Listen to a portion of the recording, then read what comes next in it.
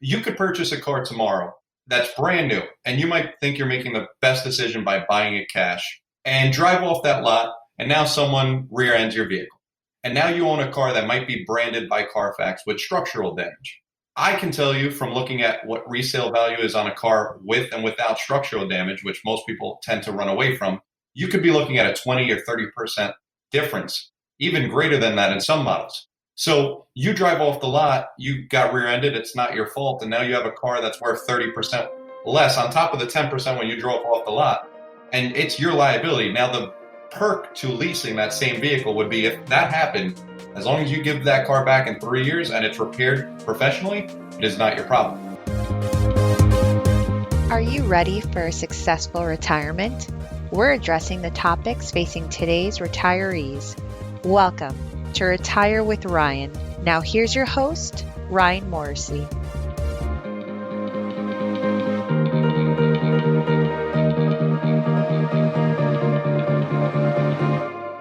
Well, welcome back, everyone. This week, I have a special guest, David Fernandez with Noble Motor Cars. Welcome, David. How's it going, everybody?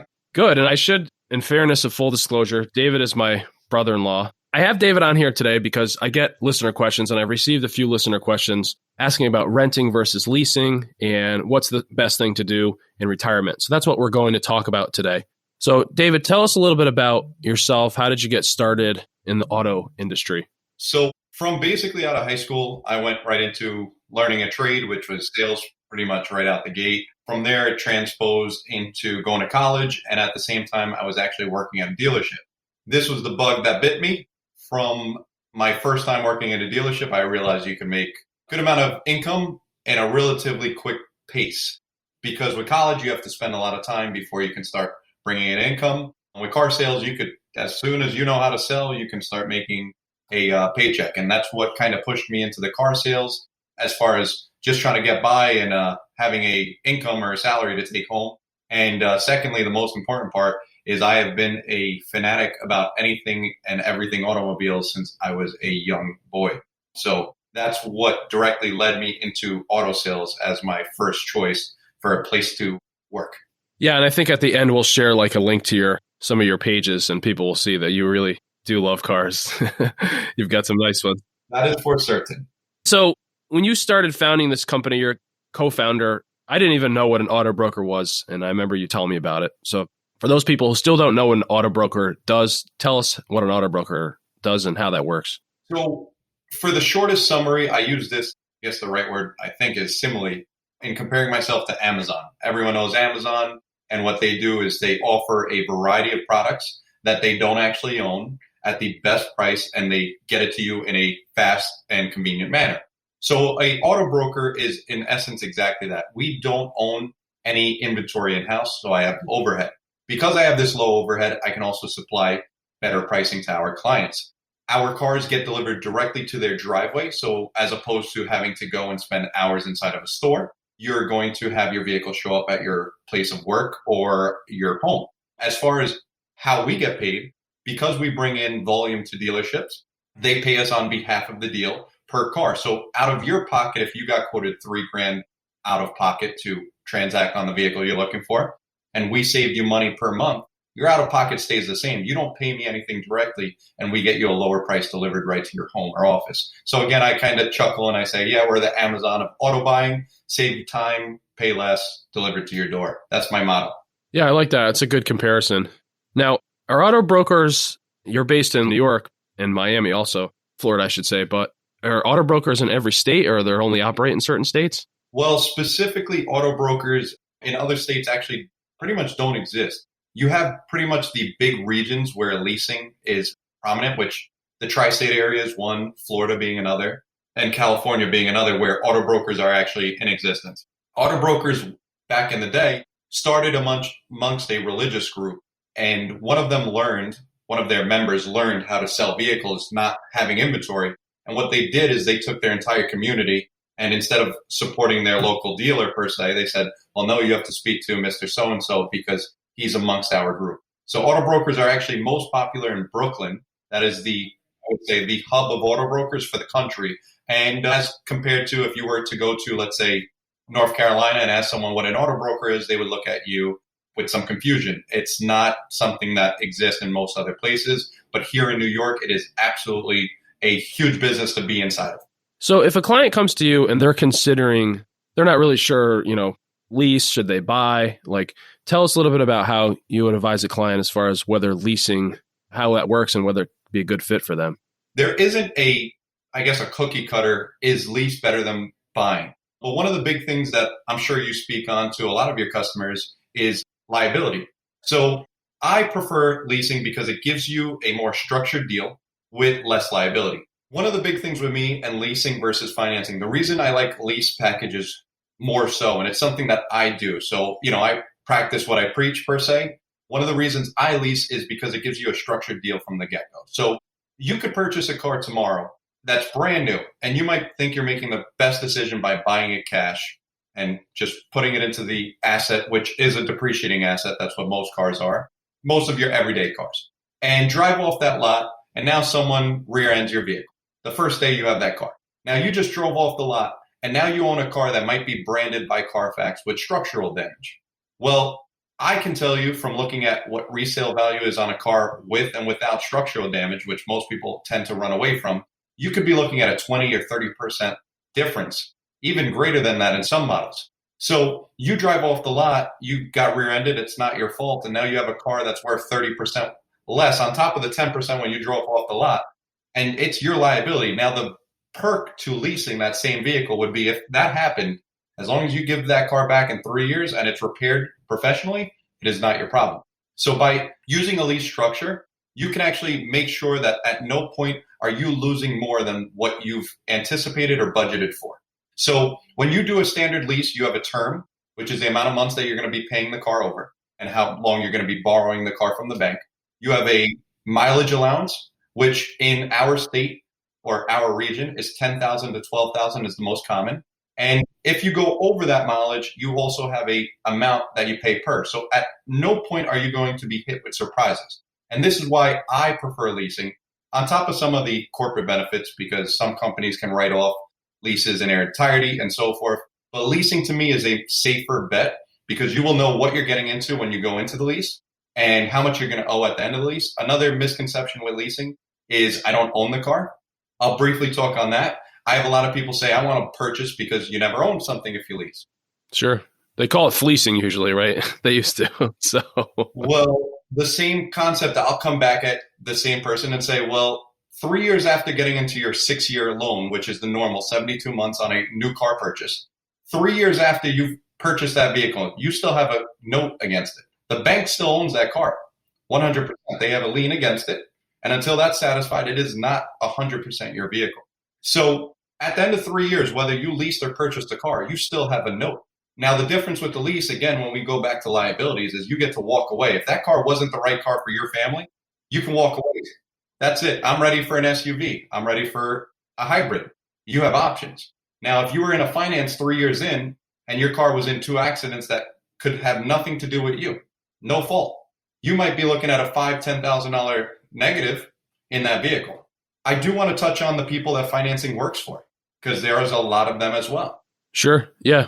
I mean, I'd imagine it would be people that keep their cars a very long time and don't drive a lot of miles, right? You are exactly right. Even people who may drive a good amount of miles, as well as people who work with their vehicles. So for instance, a gentleman who's going to be farming with his truck, a lease wouldn't be a great option because of the amount of wear and tear that he will be putting on that vehicle. The bank that takes back that vehicle after 3 years will either charge you for the damages, but here again, you can lease to buy. So he could purchase it out and avoid those fees. Or he could have just purchased it from the beginning and you don't have to worry about those things. Another comparison would be someone who drives a good amount of miles, where you're depreciating a car so fast that a lease doesn't make sense because the charge that they're going to be paying you for how quickly you're depreciating it is based on how much you depreciate over 3 years. Well, if I'm buying a Honda, let's talk about Honda. Everyone knows Hondas. They run forever. If you're buying a Honda, if you get a car, and even if you're going to drive 25,000 miles a year, you could do that for 10 years. The car is still probably going to drive around. And that person buying a Honda and financing it so they could pay it off and then using it once it's still paid off, they're going to be creating a better investment long term. Sure. They're not going to have to pay the penalty on the miles So from reading a little bit, I think that ranges from like 10 to 20 cents a mile usually, right? If you go over the 10,000 that they allow you, or 12,000 per year, that's what you're paying. So 10 cents used to be a normal. Fortunately, as the economics of auto industry, both leasing and financing, keep changing, it's now more or less an average is about 20 to 25 cents. We see on cheaper brands per se, brands that make cheaper vehicles, not cheaper built, brands that make cheaper vehicles like Nissan, Honda, they usually tend to have the lower per over. So for instance, Nissan, I think is 15 cents per mile. And you could go way over, for instance, Lamborghini. Let's bring that into the conversation here. You could do a lease on a Lamborghini and the over miles could be $2 to $5 per mile. So it gets pretty expensive when you screw up one of those leases. Okay. I know we jumped over to buying or financing, but are there other things you save by leasing? Do you not have to pay for routine maintenance or anything like that? So specifically, whether you purchase or lease a vehicle, you're going to have to do maintenance. So it depends on how the question is approached, right? If you lease cars constantly, you're going to save some money in long-term maintenance and long-term repairs. That during the first 3 years of a vehicle, a lot of brands include maintenance packages such as BMW, or the maintenance is very, very inexpensive. For instance, one of my classic lines when I'm speaking to a customer, you buy a Honda, the only thing you're doing over 3 years is putting oil in the car. That's it. There's pretty much nothing else to do. Whereas if you finance the car and you come up at that 4-year, 5-year, 6-year intervals, you start looking into belts, you start looking into tires, you start looking into all these other things that some people don't want to pay a surprise. Air conditioning, brakes, yeah. There you go. I personally like the fact that after 3 years, the only thing I ever had to do was, even on a high-end car, a $100 oil change. So there's no surprises. And that's built into having that steady payment and that structure that I talked about originally with leasing. Everything is structured. So it's very comfortable for your normal working class person to buy a vehicle and be able to afford a certain payment, get that payment, and consistently have that because they have an income that covers that payment without any surprises, especially with people who have children, and we have all these other surprises we have to pay for, whether it's college, soccer, etc. Last thing I want to be hit with is a $2,500 transmission job on a vehicle, in a random Christmas day. So that's why specifically leasing is going to put you in a better position with less liability, but that isn't bulletproof either. If you lease a car, you can hit potholes and do damage to your vehicle that's not going to be covered. So there's always liability with everything, but leasing is going to minimize that. So when you turn your car back in at the end of the lease, I imagine that the dealership inspects your car, and that's where they might charge you for any damage that could have occurred during the lease, right? So specifically, that's another good question. The person who inspects your car is not the dealership. It's a third-party company, and the reason for that is because I'm sure, and I don't know the exact reason, but I'm sure this is exactly why. Many years ago, there were people returning their cars, and listen, if I was a dealership and I didn't practice good business, and I got a car back and the customer didn't buy a car from me, well, now I could tell that said customer that their car has 10 grand in damage and who are they to fight with me? So they made it very clear that that probably wouldn't be the most fair way if the dealership has the ability to tell you how much you owe them. And specifically it lies with the bank that uses third-party companies to inspect the vehicles, not even themselves. Okay, well, that's good. That's reassuring, I guess. But recently, I guess, because used cars are harder to find, I guess, that maybe people are less likely to be paying for any damages because the dealer wants to buy the car back from them, right? Yeah, so right now what's going on in the auto market is there's I call it a drought of vehicles. They're just not coming in as fast as they're selling.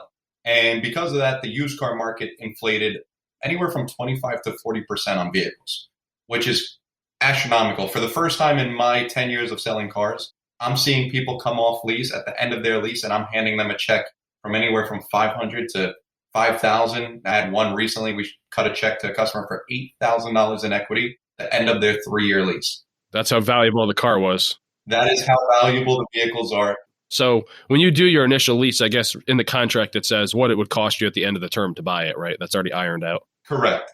You are a close-ended lease in almost every manufacturer. The only leases that are open-ended are usually boutique type, like classic cars can do open-ended where they base the value when the lease is up. But your normal dealer, when you walk into the dealership, you're getting a closed-ended lease, which has a specific residual value, which is based on how many miles a year you're driving. And that is a non-negotiable term. So at the end of the deal, you have a number, you can pay it off. And if that number is in equity, which is what we're telling a lot of our clients, dealers, unfortunately, not all dealers play the same way and let their customers know, but we definitely here at Noble Motor Cars explain to people that they may have some equity that we can use to help offset the burden of the new car costs. So I guess before this, if someone were to lease and let's say they weren't sure they wanted to own the car, they go through the lease and then they want to buy it.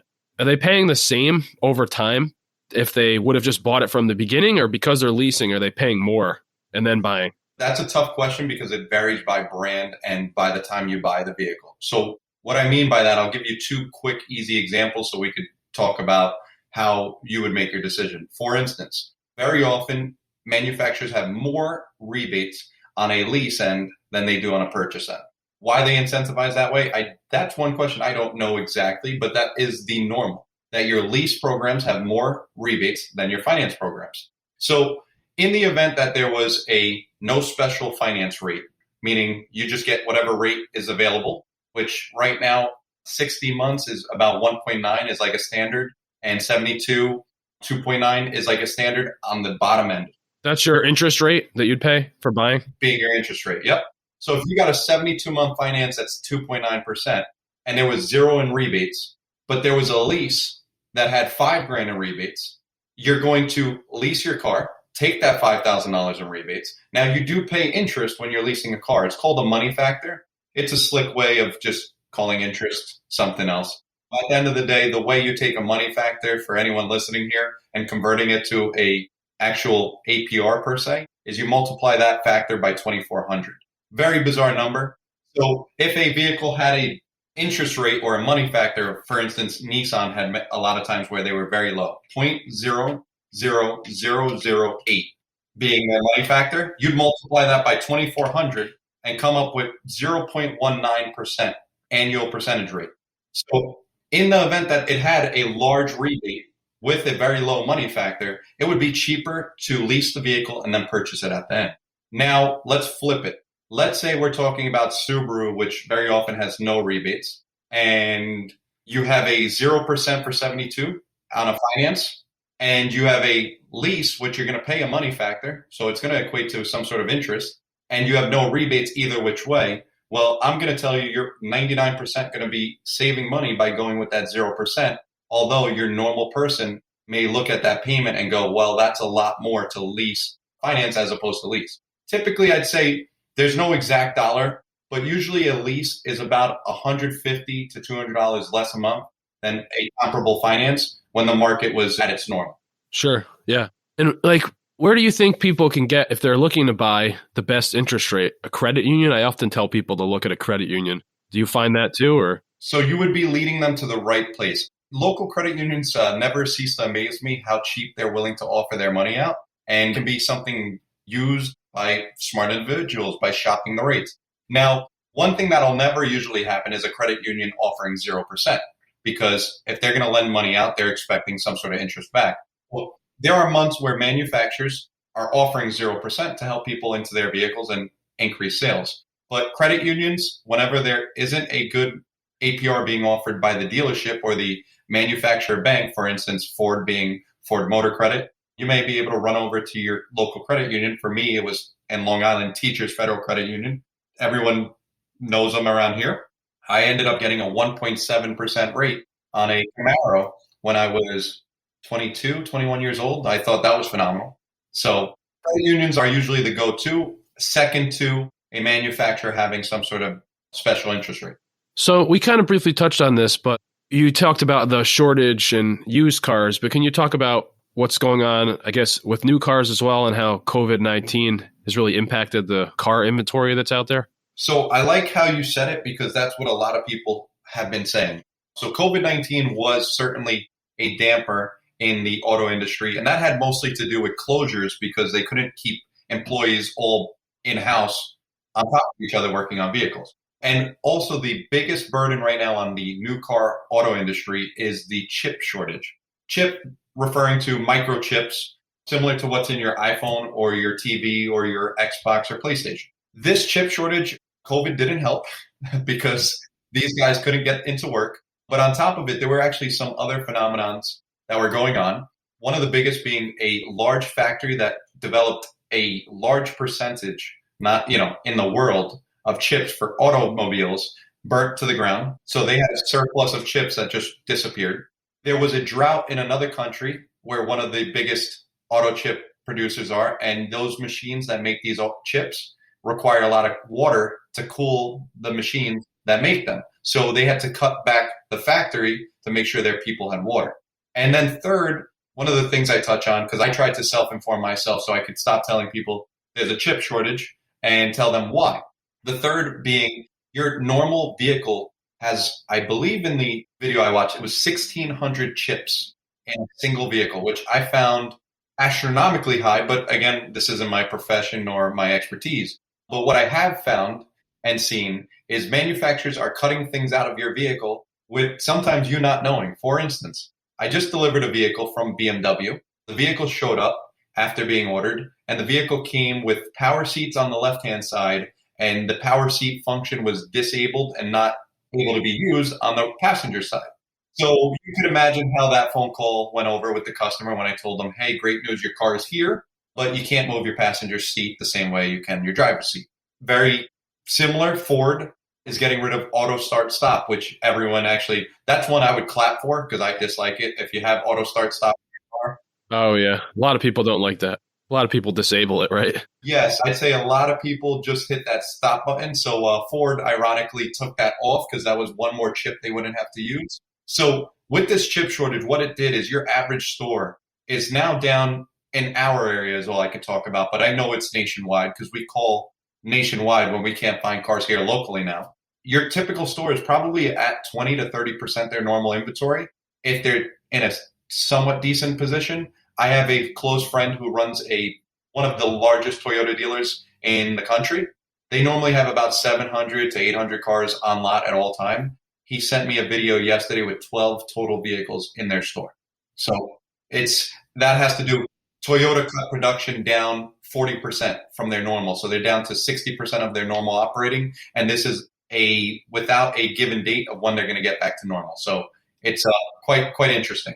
So given all this, if someone's looking to buy a new car now or their lease is ending, like what do you suggest they do? So in good spirit of what my customers know David from Noble Motor Cars as I am abundantly honest, right now I'm in a position in 10 years, and I think you could call anyone in this industry, we're all kind of lost. We are a bit confused as far as what is the right advice to give. I've been telling customers one good thing out of this is most people in any vehicle that is a lease currently that are expiring have possibly some equity or at minimum in a vehicle that is worth what their payoff is, which in many cases, when people used to get to the end of their leases before this inflated used car crisis and new car crisis we're dealing with, they would be negative $3-4 grand from their payoff. So this is why another pro for leasing back then would be, well, if your car was worth 16 and your payoff was 20, you would just hand that thing back in and you wouldn't worry about it. So nowadays, most people have some equity. So we have a lot of customers who we love and we want to sell them another car. And